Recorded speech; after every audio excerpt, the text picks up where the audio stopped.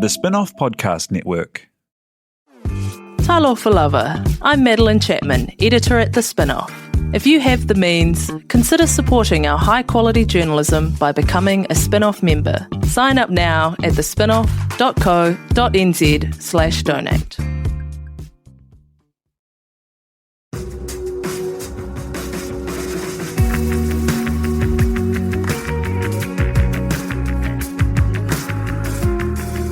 You're listening to Business is Boring, a podcast that reckons it's anything but. Business is Boring is brought to you by Spark Lab, offering inspiration and practical advice to help businesses find their edge. To hear more about Spark Lab, including details about the latest events, workshops, and business tools, visit sparklab.co.nz. And now, here's your host, Simon Pound.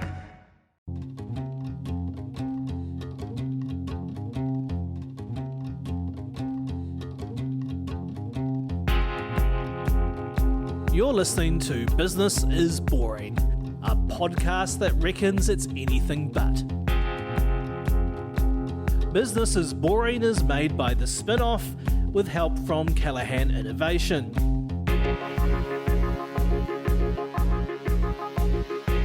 Here's your host, Simon Pound.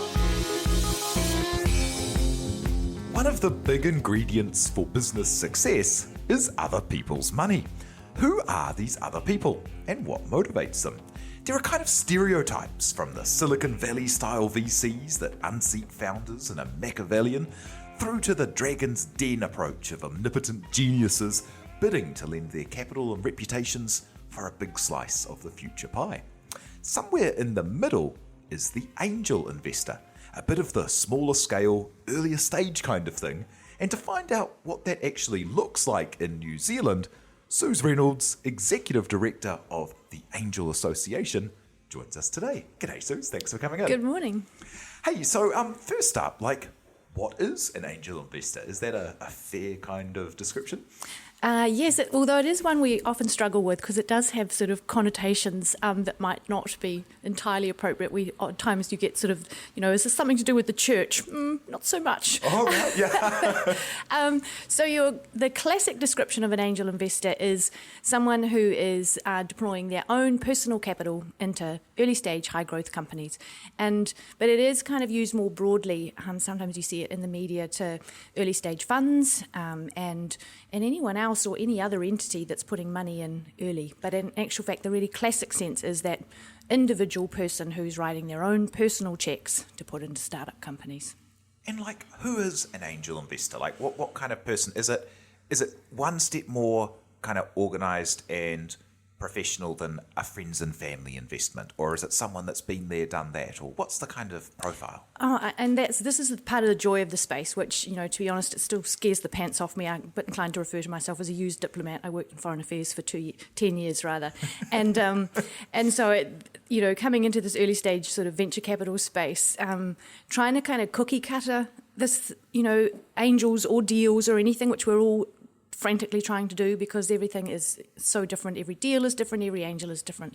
So yes, in that sense, every angel is different. We have everybody from property investors to the chief surgeon for the Defence Force through to people who have started their own companies and made lots of money from selling that company through to people who've had big corporate careers, investment bankers, and use diplomats. So there's the Angel HQ, who's the network in Wellington that you're part of and started, and then the Angel Association, which is kind of an umbrella above, is it? That's right. So Angel Association is the sort of industry representative body. We see ourselves as the champions of early stage investment.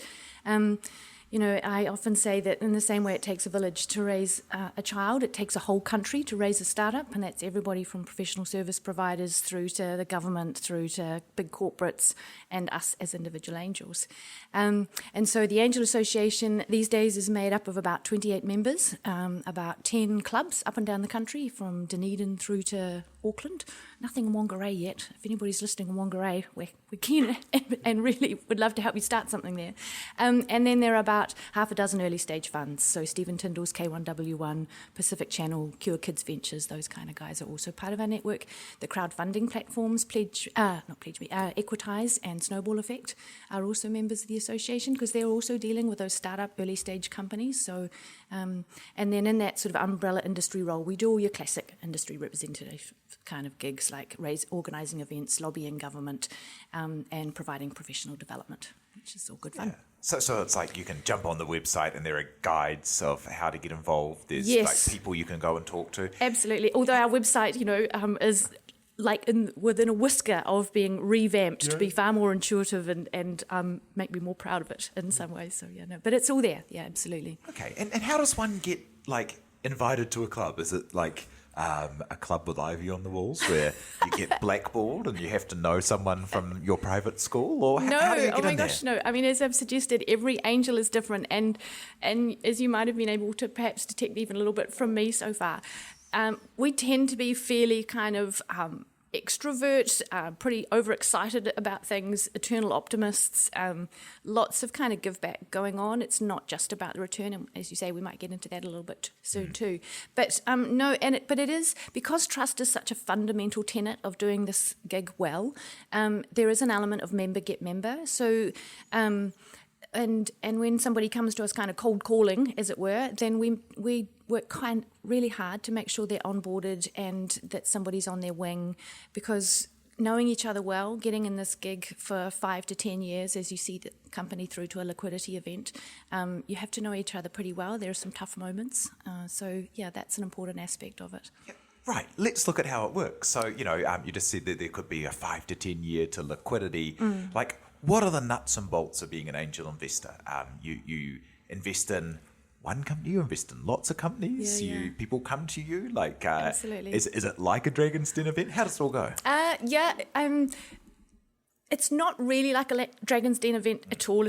And probably I didn't even need to say that. Yeah. But there is an element of that, that some of those characteristics of them, I'm really passionate about the fact that it's not just about the money. In fact, if it was just about the money, we'd probably have more crashing and burnings than ever. But it is about bringing your smarts and your experience and your networks to these ventures. That's where we really add value.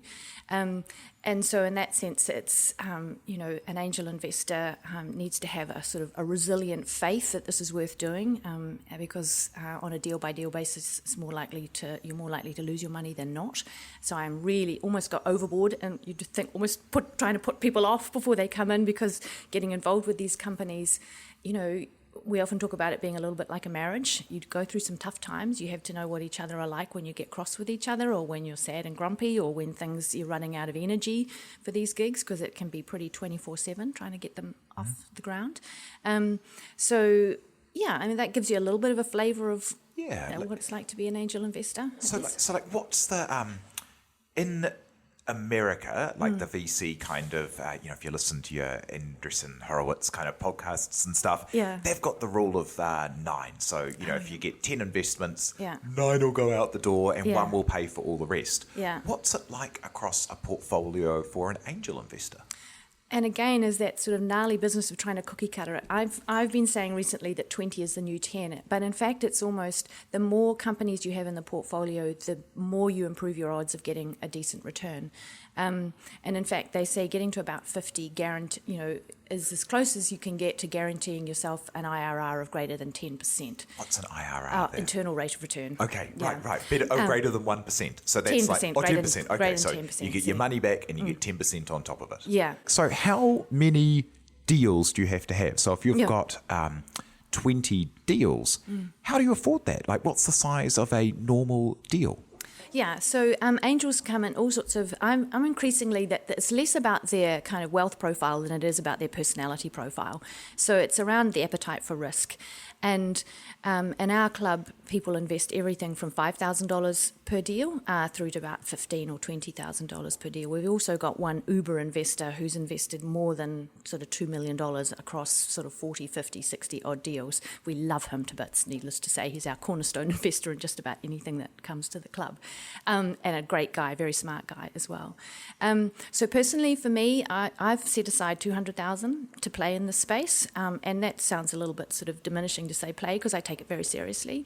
And so I have, $5K into sort of 15 or 20 deals, and then I save the remaining $100K for follow-on.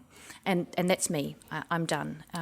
So follow-on is if the original investment, if one of them or a number of them are showing promise, you put more money in. Absolutely. And that's kind of one of the sort of fundamental sort of tenets of success in the VC space is you follow on success. You double down on the ones that are meeting milestones and going like little bought ones. Having said that, there are always and will always be those kind of little tangents where companies are stalled but then go like crazy. And there are plenty of stories that people can tell you of sort of the slow burn that took 10, 15 years and then next minute was bought by Microsoft for, $250 million. Yeah. And so if you need kind of 20 at least for it to be likely that you get a return on your portfolio and as a passive investor and 50 to get a good return, how do you build that up? Because I imagine you don't just go out and randomly give the first 20 5K each. You probably have to be a bit mindful and long term. You do, and that's also part of the joy of the space. Everybody brings their own perspective and skills. My thing is I love sussing out the founder, and I've seen, half a gazillion pitches in the last 8 or 9, 10 years that I've been doing this. So I'm heavily founder influenced. It has to be a kick-ass idea as well, something that's going to be disruptive. And I like to see some sort of proof that they've sussed out the market and that there are going to be, the whole product market fit is a fundamental part of this. And that's what angel money is largely doing, is helping the founders to suss out that product market fit. And that's the role of the first seed round. And that's the role actually of the first, prove you've got the product market fit. Exactly. That's really important. And there are all sorts of different ways of doing that. And sometimes it is still a little bit of the product fit more than the market. If it's a biotech or it's opportunity, or if it's a piece of very flash manufacturing, a very cool piece of technical equipment, then, there can be a little bit of angel money that will go into developing that product a bit more. We had one guy come and talk to us about sort of 6 or 7 years ago, a guy called Rob Adams, and he talked about the need to speak to 100 customers before you start going hard out into a market to sort of really understand. But to be honest, nothing beats selling it, and just bloody sell it is a real mantra. And even if it's a bit rough, it's the more feedback you're getting as early as you can about whether or not there are people who are willing to pay for what you've developed, the better. And so time is a big, I guess there's a few big kind of factors here. One being like luck and timing and execution, and one being amount of capital, and one also being the time for the returns to start coming through. So tell me about this idea of there being multiple event horizons around creating the environment where you can see whether the immediate returns have happened or those long-term returns of actually building out people who can do this work. Great question. I think just before we sort of go into that too, the other element of time is how much time you have as an investor to give to this, and it neatly goes into the next sort of 3 horizons that I think you're referring to. But as an angel investor, if you can be super passive and just put your money in and say a little prayer and follow a bunch of investor directors who you rate and think are great, or you can have, if you have a portfolio of 20 or 30, there might be half a dozen that you're working really closely with, and even if you're not an investor director, you still have an opportunity to work through that investor director if you have questions or if you've found people that you think the company would love to be buttoned into. So there's a real continuum in terms of passive versus active. And then in terms of that 3 horizons thing, as you're looking for, in that first horizon for New Zealand, building a really robust and vibrant ecosystem, that first 10 years has been about getting the inputs cracking. And New Zealand can be very proud of the scale to which we've got to. We've got about 700 or 800 angel investors up and down the country. And they weren't there 10 years ago? They weren't there. When I started in this gig, I've got this very scruffy, tiny yellow sticky that sits inside a folder, which I think on it says something like 165. So that was about the number of investors who were in the formal kind of angel setup in these networks up and down the country 10 years ago. And so that's all about inputs, more angels, more deals, more money, And so after that sort of 10-year kind of patch, and of course they're not sort of, one after the other, they're often running in parallel. After that 10 years, you're then starting to look for outputs, so export revenue, tax take, jobs, that sort of socio-economic thing, which is also a huge driver of why people play in this space. They're looking to create jobs for their kids, to grow their economy, to be working with inspirational and aspirational founders who are doing seriously cool stuff. And is that where we are now? The start of that curve? Exactly. Yeah. We're at about the start of that second horizon. The third horizon is where you're starting to see the real outcomes of that work. So investors are starting to increasingly see those liquidity events. We know that angel investors, when they are lucky enough to have one of those, they put about 80% of that money that they make off those deals back into more startups because they just get addicted to the rush of trying to help these businesses to grow. So we've given it a bit of that wider context, like the people involved in angel investment are actually changing the nature of the economy away from just selling houses to each other, for example. Yes, believe God, yep. And that takes time to kick in to get the capability. What are the returns looking like after 10 years? And I guess in terms of like from the 10 years that you guys have been operating, but also at the wider level. Certainly for us at this early stage, we're still yet to kind of on a sort of national portfolio basis, if to the extent that you could even say there was such a thing, we're still kind of hanging out a little for those really meaningful returns. Although my own network, Angel HQ, which I'm part of, we've been lucky enough to have 2 exits, and particularly gratified by the fact that in the round, our network is kind of just in the black. Right. For all of our, we've got as much money back out of the gig as we've put into it. But we're still, and as an angel association, that's one of the things we're focusing hard out on, is to help our investors understand what it means to manage a portfolio towards those returns. That means not only having, little kind of really tactical things, like at every board meeting you talk about where that liquidity event is going to come from and what work you've done to get there. So in that sense, if you are an angel-backed venture, you're not only building value for your customers, but you are building a product in your business to be acquired by another business. So what that value looks like for you as a business might be quite different from what your customers see you as adding value to them. It's a slightly complex concept, but it's a really important one to grasp. And so the other aspect of managing your portfolio is making sure that you liberate, a bit of a euphemism, capital and capability in terms of those ones that are not performing, that are not kicking on. Right, so cut losses. Exactly. And that's sometimes the kindest thing to do, because you might find that you are no longer in alignment with that founder. That founder wants to create a lifestyle business, is perfectly happy where things are going, and or it's a business that's just never going to cane it. And so the kind of conversation to have is, look, guys, this is not working. We thought it was going to, we've got to go find something else to do. You do, I do. Or it is that conversation where you're happy doing what you're doing, but I can't see this ever being a 30X. So I'm, to use that horrible Dragon's Den phrase, I'm out. Yeah. So you have to have those kind of grown-up conversations about how that manifests itself too. And tell me about the NZVIF, the New Zealand Venture Investment Fund. Yeah. That was a government packet of cash that they matched with individuals doing this angel investment, and it's had some criticism over its returns so far. Is that because people aren't looking at a long enough time period, or has it not performed as well as people had maybe hoped?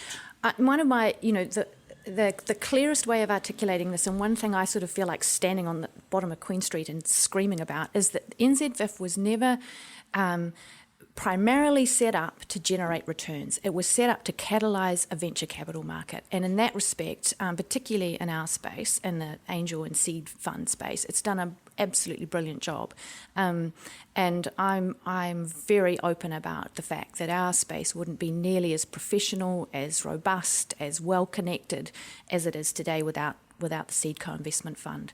And the venture side of things, which is, tradition, if you follow that kind of trajectory, it's friends and family, then it's angel funding, and then it's VC, and then it's PE. Well, I don't know, there must be 1 in 1,000 companies that follows that path in a true sense. The venture capital space is a harder one, and there are all sorts of very complex reasons why that hasn't kicked on to the extent that perhaps the original founders and the original aspiration for that was. But nobody's giving up on that yet. There are some, NZVIF is still exploring what the new kind of regime for that space will look like, and there are some very committed players in this space who are also wanting to collaborate tightly. The NZVCA is working closely with that. Everybody's very passionate to see this go, because as I say, if it was purely about the financial returns, we wouldn't be doing this. In fact, some people almost say this is a financially irrational thing to do, but it is about the bigger picture and creating socio-economic impact and returns as well. But having said that, I don't want to undermine the fact that it has to be about those financial returns too, because if we're not staunchly focused on this, then there's nothing to give back. It's not sustainable if we aren't. And particularly when you get to that next venture capital stage, they've got limited partners and others who are involved in putting money into those that they need to generate that return for too. And certainly, the really all the evidence is that those kind of big returns, anywhere from 15 to sort of 35%, are eminently possible. There is always a little dollop of blind good luck in this space, but it also is about really bringing some really firm professional disciplines to the space too, and we're lucky in New Zealand to have those connections and those kinds of people. Do you think that, I know it wasn't all measured on the returns, but do you think having that really public, not having returned a big amount of return on investment has put back the sector at all? Or is it like, having gone from 150 to 800 active investors, maybe we are yet to see the returns? Yeah, and, to go back to that discussion we were having earlier about three horizons, we're only 10 years in, and particularly, and it's oversimplifying again, and trying to cookie cutter something that can't be cookie cutted, but, the software and new media and SaaS kind of deals, they have a shorter horizon typically to returns, but the biotech, life sciences, some of the clean tech stuff that we're doing, that time frame to a liquidity point can be, 15 to 20 years. It is something that you have to be seriously committed to. What does a good day look like as an angel investor? What a great question. I guess I can only answer this personally. For me, a good day is, I'm fundamentally in this because I believe that the more we trade together, the less likely we are to kill each other. And so for me, in my diplomatic past, I worked on international trade agreements.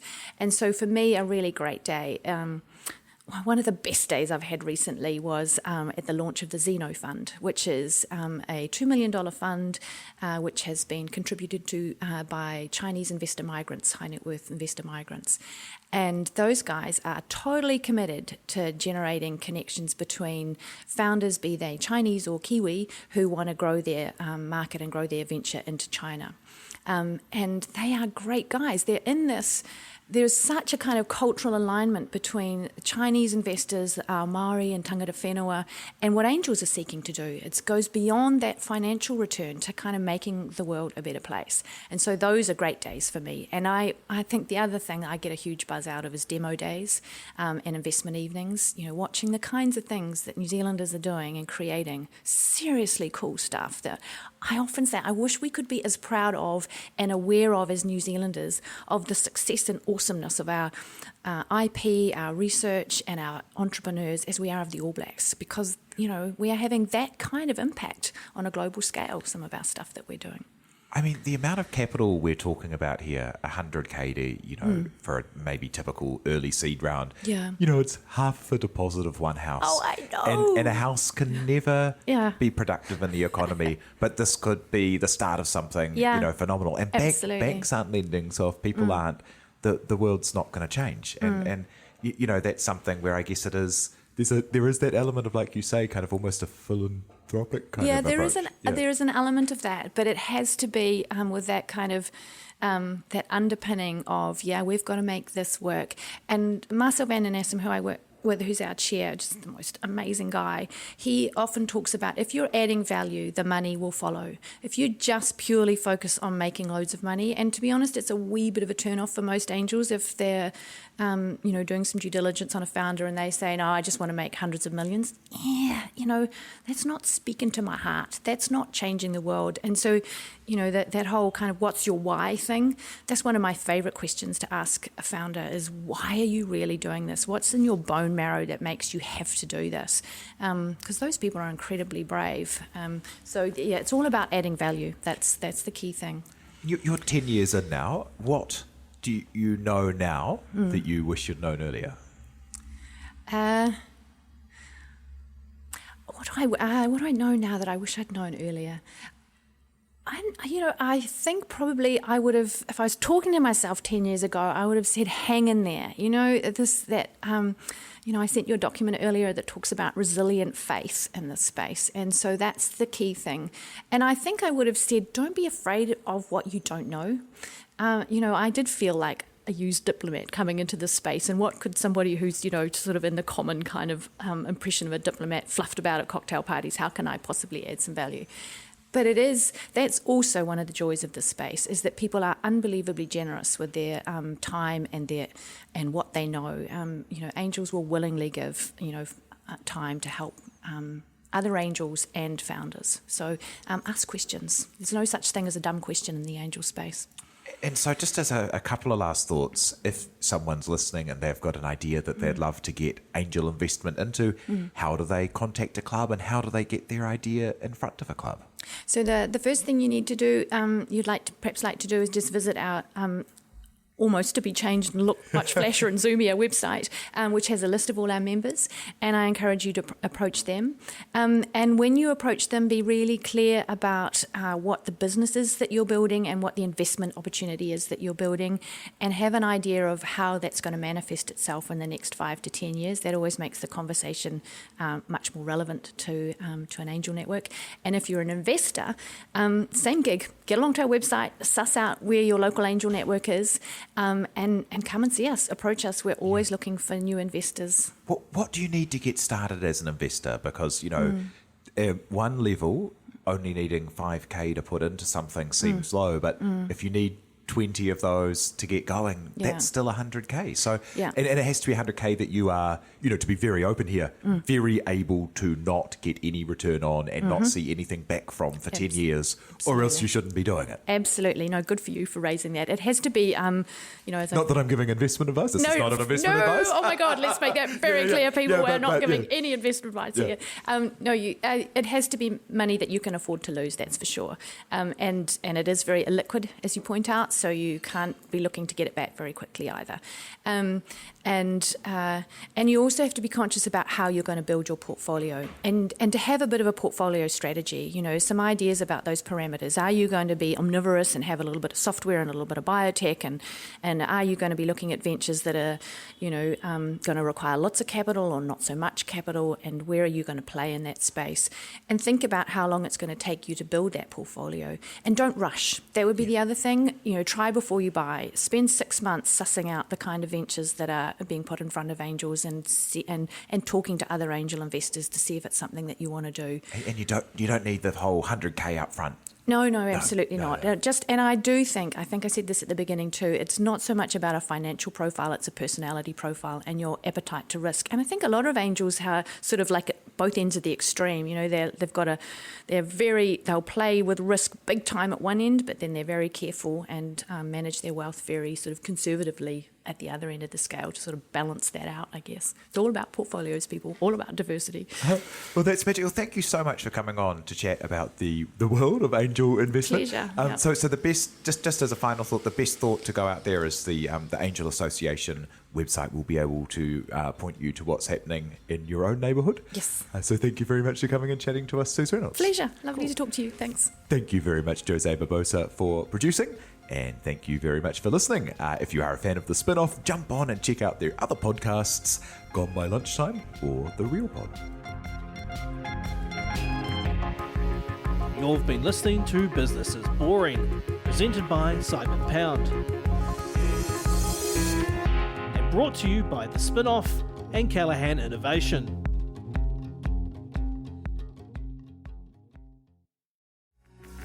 From the Spin-Off Podcast Network, that was Business is Boring, brought to you by SparkLab. Make sure you're following Business is Boring wherever you get your podcasts. And for more information on SparkLab, visit sparklab.co.nz.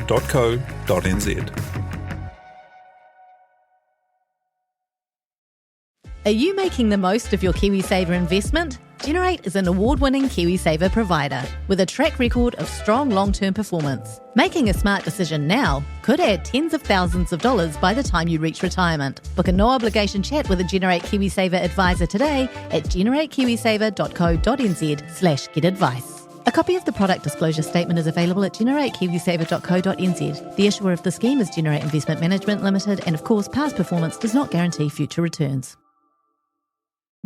The Spin-off Podcast Network.